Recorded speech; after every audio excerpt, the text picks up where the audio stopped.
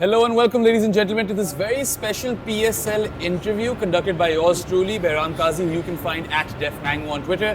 And with me is hard-hitting New Zealand top-order batter who applies his trade for the Islamabad United team in the PSL, Colin Munro.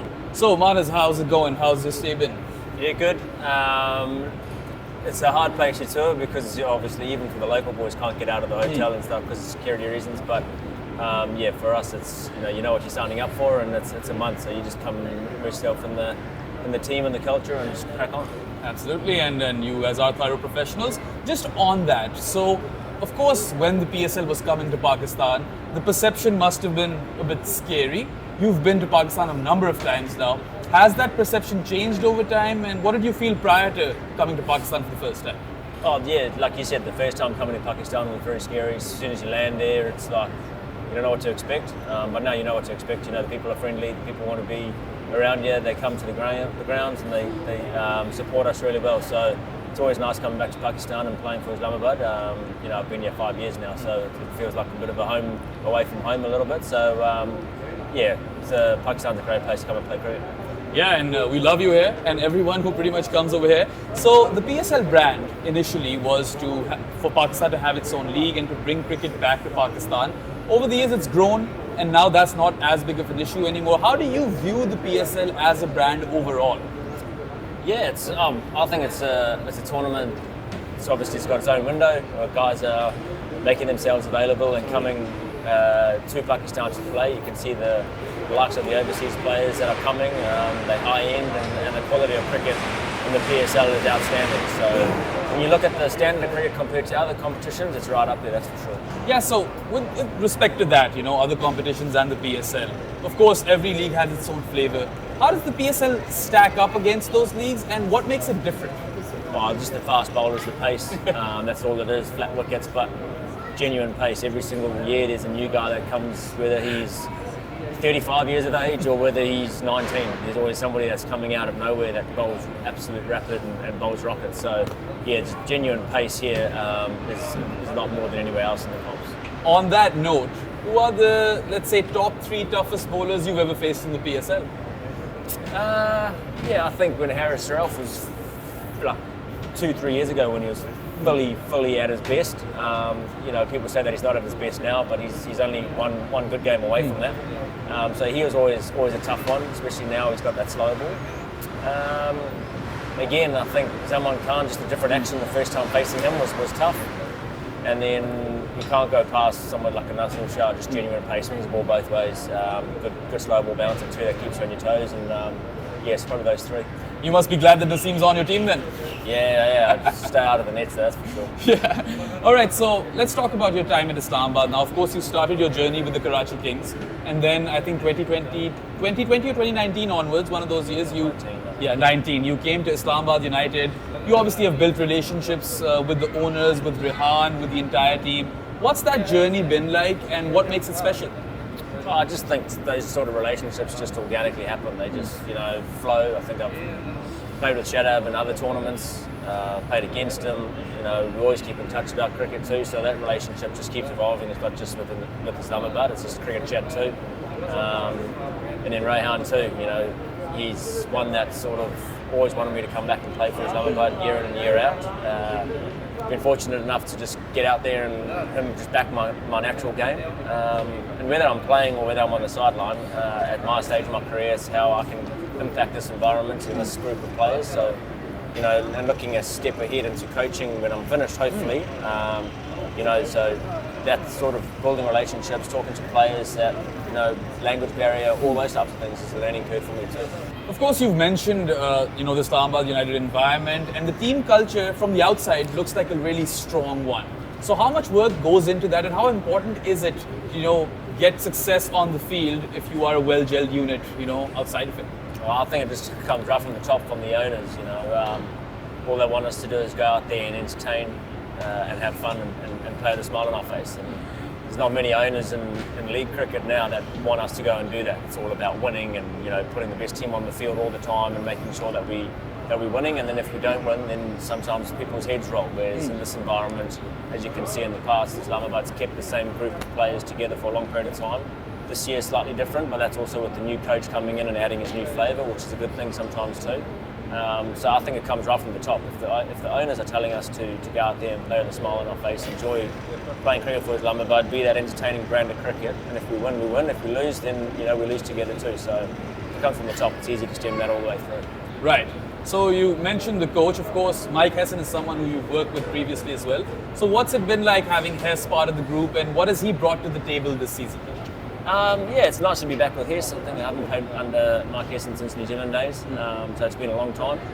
I think we've both grown as people and as him as a coach and myself as a player. So he brings a lot of, I think, structure to things that we do.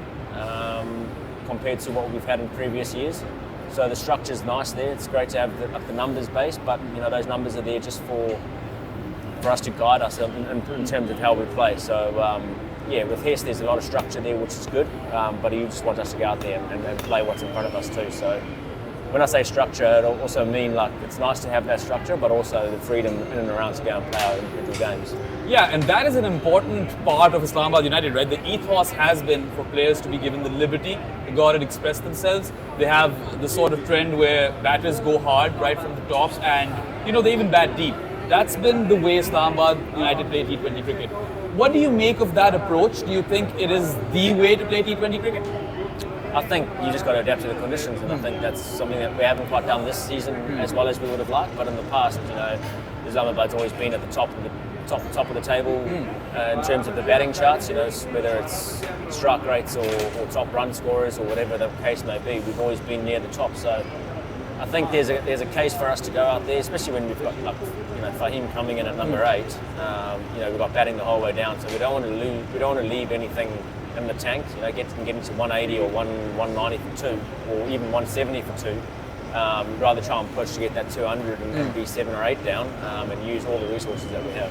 That's something that I've noticed, that Islamabad have kind of altered that playing style. There are times where you guys are looking to soak up the pressure and win key battles within the game. So is this something that is a main part of your team meetings? Is this something you guys really discuss, that what phase of the game is important to hit out and where you have to soak in the pressure?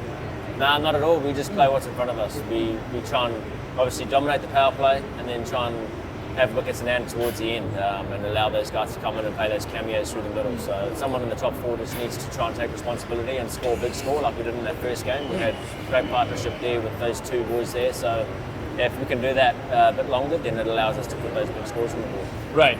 You mentioned your relationship with Shadab Khan earlier. You guys clearly get along really well. Talk to me about Shadab, the captain.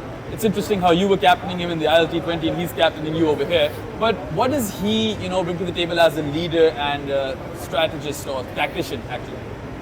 Well, I think he's obviously still young, but he's experienced too. So when you look at how he goes about it, he's nice and calm. Sort of how I go about things. Want to just enjoy the day, enjoy the games, make sure we prepare well. And if we do that, and we go out there and we have the right attitude, whether we win or lose, we just bring it back to how our attitude was on the day. And I think that's a really good trait of a captain. Is, you're not going to win all games of cricket, and you're going to win some games where you probably don't play as well, but you can learn from them too. So having that stability there, and him being captain for the last couple of years and being here from the start of PSL is it's quite nice for him to keep growing as a leader as well, and seeing him batting in the top 4 as well. I think that's, especially in Pakistani, where when he goes away and plays in the Big Bash or the Blast, he sort of gets down to like 7 and 8, and I don't think that's really his game. His game is to come out and try and be aggressive through that middle stages there. So when he's bowling and batting well, Islamabad are playing well. Yeah, and Islamabad have always been a data-centric team. That's been their brand as well. So matchups and all that sort of stuff, is that something that you guys pay close attention to? Oh, we talk about it. Obviously, it's T20 cricket, so you talk about the matchups, but we've got to be smart too. So if it's a left-arm spinner bowling to a left-hand batter, and it's dragging, and it's not going to be that easy to hit. So you just got to try and play the matchups to your favour. And if you get out against your matchup and you try to be aggressive, then it's okay. Right. So you've obviously been with Islamabad for 4 to 5 seasons, and you've clearly built a lot of relationships and friendships. Who would you say are your best friends in that dressing room? Well, there's a number of them. There's obviously Shadab, Greyhound is in management, and then Fahim too. So those guys that have been here since when I've been playing. And there's also guys like Roman Reyes and even guys that have played for us that have moved on. You know, Zafagoa, who's been here for the last 2-3 years, didn't play much, but you know, he plays his trade in England now. So every time we get over there, try and catch up, or we'll send a couple of dodgy texts to each other, which is cool. But there's guys always try and keep in touch too, even when I'm up here in Pakistan. So that's quite nice to build those relationships. Absolutely love to hear that. And I'm going to roll the clock back over here a bit, Manas. Let's talk about your playing days for New Zealand. You obviously played 9 ODIs versus Pakistan, some in New Zealand, some in the UAE, and then in the World Cup in 2019. I was actually at that game. So talk to me about what it was like playing them back then and how you've seen Pakistan evolve as a national team over the years. Well, they're still very unpredictable. You don't know what you're going to get. You know, sometimes they're going to be red hot, and then sometimes they're going to be not. It's a tough one because, you know, you've got all the talents in the world here in Pakistan. You can see all the young players coming through, you know, Saimayu, Asabullah, you've got the Shah brothers coming through in our team. And there's some really good talent. It's just how to harness that talent and get them into the next phase, and try and, you know, get them in as soon as possible and try and hold on to them for as long as possible. I think, you know, you've got guys like, say, Haider, who's in our team, that sort of came in early in his career, was, you know, painted with the brush as the next big thing, and, you know, in Pakistan, that can be good, but it can also dent your confidence when you haven't played well and everyone's against you, and, you know, such passionate fans here. They either, you know, put you 10 feet tall, or they can put you 6 feet under. It's a tough environment for any player, but especially for youngsters. So I think when you look at the way that, you know, obviously their bowlers are outstanding. I don't think they've got the batting order right in T20 cricket. You know, like Fakhar Zaman, who absolutely dominates the PSL, going and batting 3 and 4. To me, I think he's got to open the batting and you know, literally go out there with a hiss and a roar and just play his game. And when he comes off, he's going to win games. And yeah, I think, you know, sometimes players, T20 cricket, you need to have that experience, but also that youth and bringing new guys in. So I think they, you know, after the World Cup, I think there could be some big, well, if I was in charge, I'd make some big changes to that T20 team. Well, I can tell you this, I can guarantee you almost that a lot of people share that sentiment with you, and I view them as a really talented side, but also volatile at the same time. Let's go back to your New Zealand career though. You've always been an explosive, hard-hitting batter, and that's kind of been your approach to cricket. A lot of people, if they look at your New Zealand career, they might think it's a career unfulfilled. How do you view it? Well, I think averaging 30 odd and striking at 150, it's pretty good in T20 cricket. Yeah, one-day cricket I wasn't as successful as I would have liked to be. Probably played too many games. I probably should have got dropped a lot earlier. But you know, the way you play, the way I play, is wanting to go out and try and entertain the crowd and make sure that I put my team in a good position after the power play. You know, my role, people see it differently. You know, my role was to go out there and try and dominate the power play. If I did bat the power play, 9 times out of 10 we won that game. So that was my role. It wasn't to bat to 30 overs and try and get a massive 150, 160. Yeah, that would have been nice, but my role was to go and bat the power play, try and dominate, get 50 or 60 off the power play, and the team will be on 80, 85, and then, you know, Kane and Ross Taylor can come in and just bat it, sort of 85, 90% strike rate, and then, you know, we'll get to 330, 340. So, you know, I tried to do my role for the team as best I could. Stats-wise, obviously it doesn't look great, but I have no regrets. Would have liked to play a little bit more Test cricket, if I'm brutally honest. But you know, at least I got that one Test. You know, sometimes I probably wish I hadn't played that Test because, you know, it wasn't great for us. But yeah, it was nice to get that cap. And then, you know, I think my international career, looking back, I played a lot more cricket than I probably should have or had hoped to. So, you know, I'm just fortunate that I played that many games for New Zealand. Yeah, I mean, numbers can be deceptive because, you know, impact can't be judged purely on stats, and that's pretty much what you were able to provide. A bit of a difficult question, or maybe it's easy for you because you're clearly a student of the game. Where do you see international cricket heading with the proliferation of franchise T20 leagues, and, you know, you don't really see bilaterals as much anymore, and T20 bilaterals don't have any relevance, ODIs seem to be dying, and Test cricket is dominated by the big three and everyone else plays a bit less. So how do you see this model being sustainable, the free market model, and do you think that it needs change? I think everyone's got their own opinion on how to do it. in Test cricket, I would ask the ICC to step in and give everybody a blanket match fee and make it substantial. So, you look at New Zealand, they only play sort of 6 to maybe 10 tests a year. If it's $20,000 to $25,000 a game, they can make a good living out of playing just Test cricket. And if the own boards want to pay them extra or whatever, that's in their own thing. I think T20 international cricket, I think should just be World Cups. Scrap the international stuff. Let people go and play franchise cricket, earn some money, learn to play in different conditions, get more experience, grow as people, grow as players. And then one-day cricket, I think that's where I think boards make the most money because they can sell TV rights for the whole, or adverts for the whole day. Right. I've heard that's probably the best thing, but whether that fits into the schedule or not, obviously with so much T20 cricket going around the world in terms of the franchise stuff, to fit those ODIs in could be difficult. But some people see that one-day cricket's dying. There needs to be some sort of change in that game. I don't know how, but those middle overs can be, even for guys that love watching the game like myself, it's sometimes tough watching guys going at 4.5, 5 and over, just getting ones, and whether they make some more rule changes, I don't know. But I think Test cricket, I only played one Test. I still really enjoy watching Test cricket, whoever's playing. I think that's the purest. Obviously, everyone says it's Test cricket. It tests your mental, physical, everything.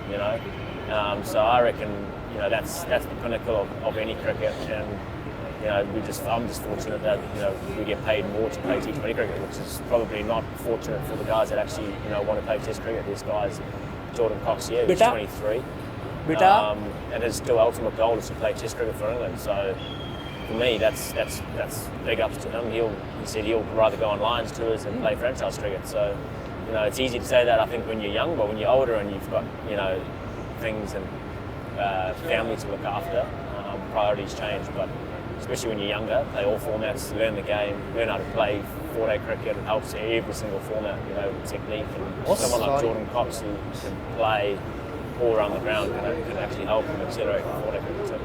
Yeah, I mean, I'm a bit of a purist myself, and I really hope that there's a better system so that Test cricket can not just survive but also grow. So if anyone's listening at the ICC, listen to what Manas has to say and maybe implement some of those things.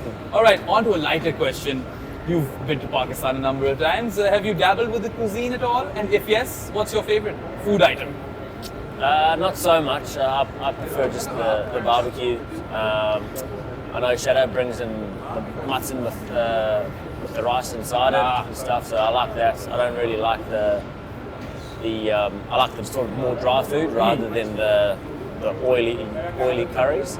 And then I've got a sweet tooth, so gulab jamun, and that's probably my go-to as well. Yeah, that's definitely a popular one. And KP, Khyber Pakhtunkhwa, where Peshawar come from, they kind of specialize in the drier food. Yeah. So if maybe the PSL expands someday, you'll get to have that food as well. All right, coming to our last few questions. Where does Colin Munro go from here? Because you've played a lot of cricket. You're a very seasoned professional by this time, and one would think that you're towards the twilight of the career, but I'm looking at your fitness and I think that you could probably go on for a bit. So what's the plan from here?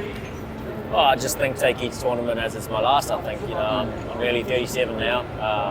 If you had asked me 10, 15 years ago whether I'd still be playing professional cricket at the age of 37, I would have laughed at you. And so I still sometimes pinch myself every day and being fortunate to do what I do and travel the world and play cricket and rub shoulders with some of the best players in the world. So try and keep this going for as long as you can. I speak to a lot of guys that have retired, and they say don't retire until you're fully ready over the game. Whether that's a couple of bad tournaments, don't just retire because you've had a bad tournament or two. Keep going, and as long as you're enjoying it, I think that's the biggest thing. If I get out of bed and go, I can't be bothered getting up for today to play the game, then it's time to give it up. So after cricket, while playing, I'd love to stay in the game. Talk to anybody, whether you're an accountant or whatever, and you get some expertise, and you're in the top probably 2% in the world in your skill set or your trade. You're not just going to change your job. So I'd like to stay in cricket, whether it's coaching, admin, whatever it is. just to try and help out good players. I think I've had an up and down career, can help players try and stay as level-headed as they can, and whether it's a batting coach, head coach, whatever, or consultant, I'd love to stay in the game and help our players where I can. Yeah, and I hope that we continue to see you on the field for years to come, and then in coaching, and you're associated with cricket like forever, because that's what you want and that's what we want also. Just another side question, I suppose. Growing up, obviously you probably would have caught the Pakistan team in the 90s. Who are your favourite Pakistan cricketers? Saeed Anwar. Amir Sohail, watching those guys open the batting, both left-handers. They were probably my batters. And then bowlers, Waka Yunus, and obviously the king of swing, Wasim Akram. I think those two, unbelievable. So, we always try to run, and even when I grew up in South Africa, trying to get that big side-on action, like Waka Yunus, and then like batting, you'd also, like anyone, you go through stages where Pakistan are playing against South Africa, you play South Africa versus Pakistan in the backyard, so you've got to try and bat like certain players and bowl like certain guys, and those four players are probably the ones that I looked up to the most. Yeah, it's solid picks, particularly the two Ws. And just to finish things off, of course, you've been very generous with your time, Colin, and I'm really, really appreciative of that. Islamabad have had, hot and cold sort of start to this year's PSL. How is the mood in the camp, and what can we expect in the games to come from Islamabad? Yeah, well, it's still early days in the comp, only 3 games. I think when you look at the way we played the first game, was good. And then the last 2, we sort of just didn't adapt to the conditions with the bat, and we're probably 10, 15 short, not too far away with the bat.